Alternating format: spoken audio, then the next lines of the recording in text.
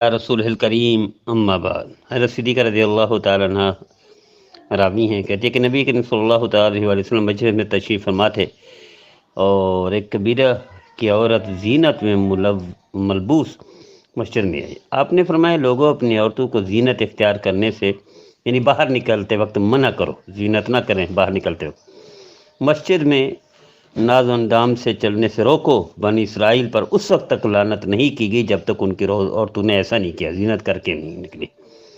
مسجد کو اس کا ذریعہ نہ بناؤ۔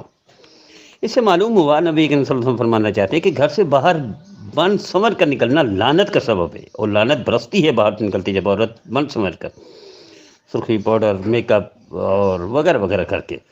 اور بنی اسرائیل اس وقت ملعون ہوئے، لعنت کے مستحق ہوئے، مستحق عذاب ہوئے اس وجہ سے کہ عورتوں نے ایسا کیا تھا۔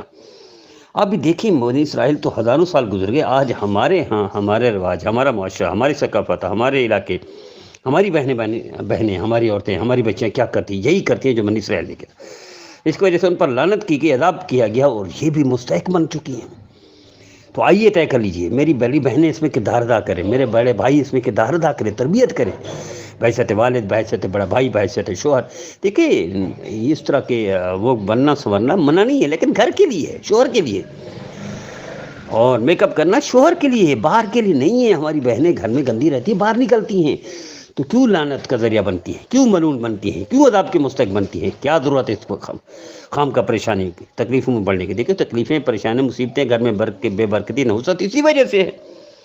تو آئیے طے کر لیجیے۔ اس لیے نبی کریم صلی اللہ علیہ وسلم ارشاد فرمایا، حضرت میمونہ راوی ہیں اس کی، کہ نبی کریم صلی اللہ علیہ وسلم ارشاد فرمایا جو عورت بھی دکھانے کے لیے خوشبو وغیرہ لگا کر نکلے، لوگ اسے دیکھے تو خدا کے غضب میں داخل ہو جاتی ہے۔ اللہ کا غضب کس پر ہوا؟ یہودیوں پر ہوا، غیر المغضوب علیہم ولا الضالین۔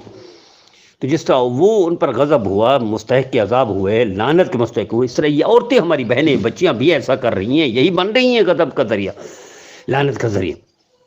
تو کیا ضرورت ہے؟